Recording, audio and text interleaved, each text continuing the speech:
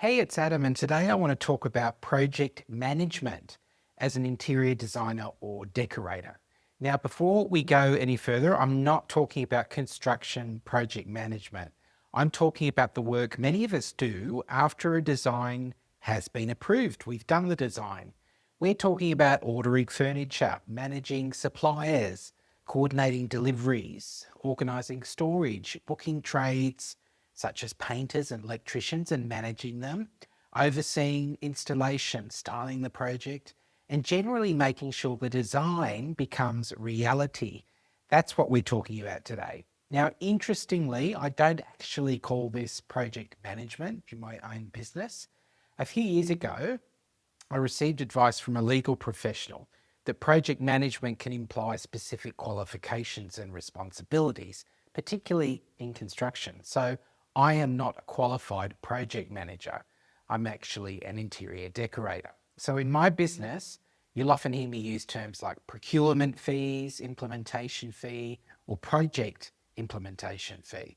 But because project management is the term most designers are familiar with, that's the language I'll use throughout today's episode. So one of the ways I used to charge for projects was by creating one fee for the entire project. And then I would break it down into payment stages. So maybe that was 50% upfront and 50% later, or familiar to me was 50% to start and then 25% as a progress payment and then 25% as the final progress payment. Perhaps that's how you're charging right now. And if it is, don't worry, I did exactly the same thing for years. In fact, through the research conversations I've been having with designers over the past few months, I've noticed many designers still charge this way. So the thinking is usually pretty simple. So you estimate a design fee and you break it into payment stages and you assume that the fee will support your time throughout the life of the project. Now, that's certainly what I used to think. But over time, I realized that what started out as a design fee was often quietly becoming a design fee, a procurement fee, a coordination fee, a problem solving fee, and an implementation fee all rolled into one. And that's when I started looking for a different approach. So today I want to walk you through some practical advice on charging for project management as an interior designer. So point number one, separate design from project management. Now, the first thing I recommend is separating your design fee from your project management fee. Designing a project and implementing a project are two completely different services. Let's get that straight. Design includes client meetings, concept development, drawings, furniture selections, pricing, presentations, time for revisions, hopefully, and administration. Now, project management includes ordering the products and then managing suppliers and coordinating deliveries, organizing storage, booking trades, all of the problem solving throughout that, managing installations, someone has to do that, and then styling the final result, hopefully. They're two different services though, and I think they deserve to be charged separately. So before we continue, if you've ever wondered whether you're charging enough, I have actually created a free resource called the Solo Designer Profit Guide. So over the past few months, I've conducted more than 50 research conversations with interior designers and decorators across Australia, the US, and Canada, amongst other places. Now, inside this guide, I will show you what designers are charging in 2026. But more importantly, I'll show you how to calculate your hourly rate for your business, not my business, not somebody else's business, for your business based on your metrics. Because your fees shouldn't be based on what another designer is charging. They should be based on your goals, your expenses, your lifestyle, and the profit margin you want to achieve. And if you've ever found yourself wondering whether you're charging enough, this guide will definitely help you answer that question using your own numbers. Now, you can download it for free at turnkeyDesignSuccess.com/profit guide, or simply scan the QR code on the screen if you're watching on YouTube. Now let's continue. Point number two, charge a percentage of goods and services. There are lots of ways designers charge for project management. Some charge hourly, some charge a fixed fee. Some charge by room, some charge per square metre. If you're in Australia, if you're in the US, you're probably familiar with per square foot. Personally, I prefer charging a percentage of the goods and services I'm managing. So once the design is approved, I calculate the total value of everything that I'm responsible for coordinating. So again, that could include furniture ordering, lighting, rugs, artwork, window treatments, painting, the trades, electrical work and the workers, storage, trades overall.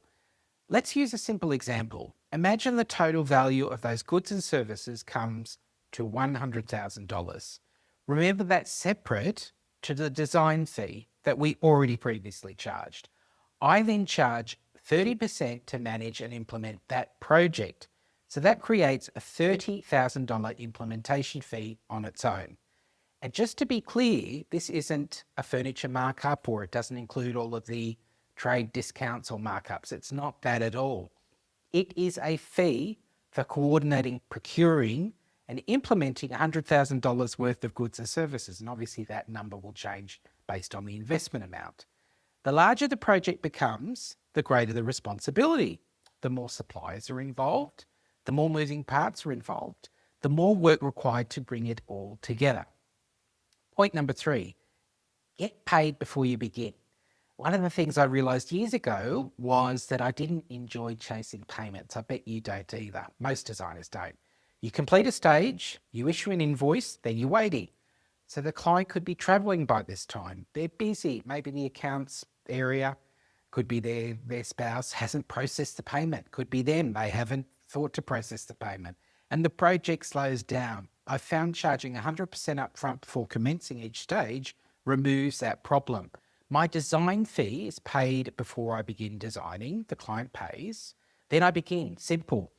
When we move into implementation, that fee is paid before implementation begins. Again, the client pays. They pay in full. Then I begin.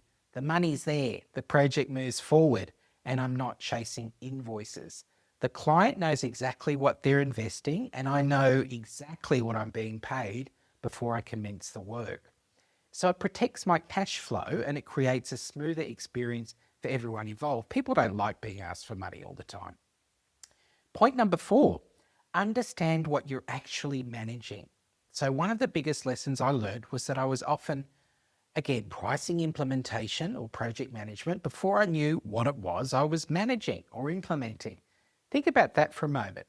At the beginning of a project, how could I know the final furniture spend, the final trade costs, the number of suppliers I'm going to be managing, whether storage is required, how much coordination will ultimately be needed on my part? I'm just making assumptions.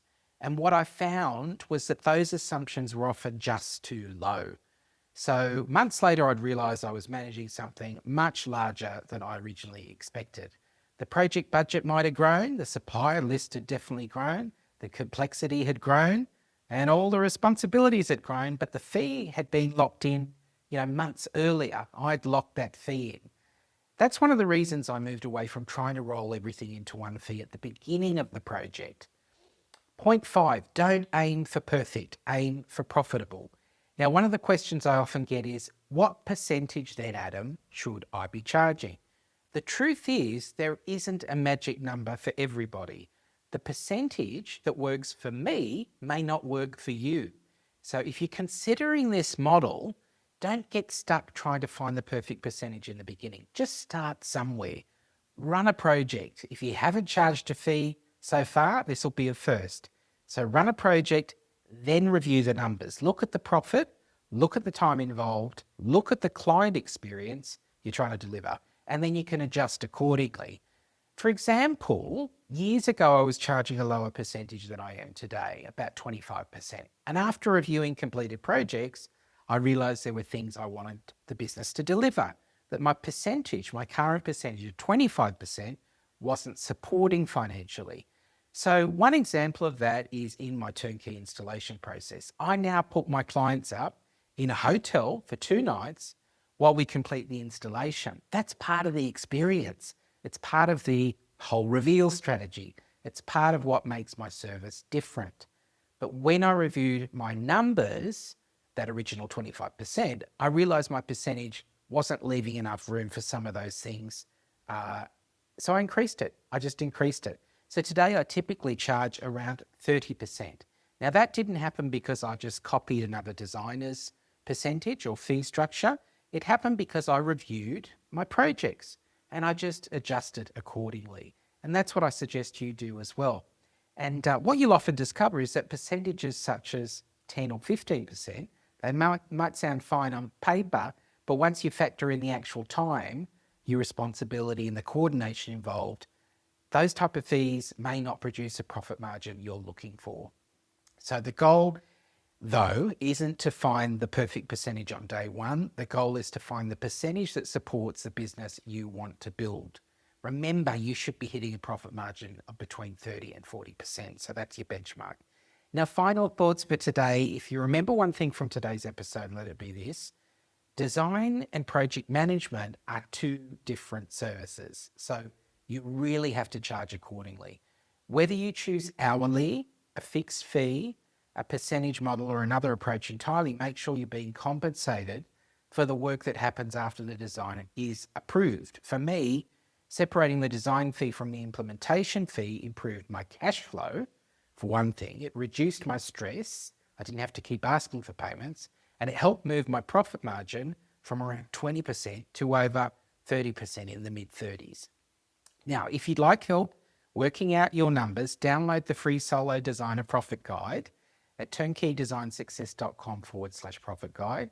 If you're watching on YouTube, you'll see the QR code on the screen. That's easy. And if you found this helpful, leave a comment below and let me know what you're currently charging for project management or how you're doing it in your business. And don't forget to subscribe to the channel if you're not subscribed already. And if you're listening on the podcast, I would absolutely love it if you'd leave a review or just send me an email on your thoughts at askadam@turnkeydesign.success.com. And remember, no matter where you're at in your business right now, you are on the right track. You are not behind, my friend. You are building. And every project teaches you something. Every client teaches you something. Every challenge is helping you shape the business you're creating. So just keep learning, keep refining, keep backing yourself, and I'll see you in the next one.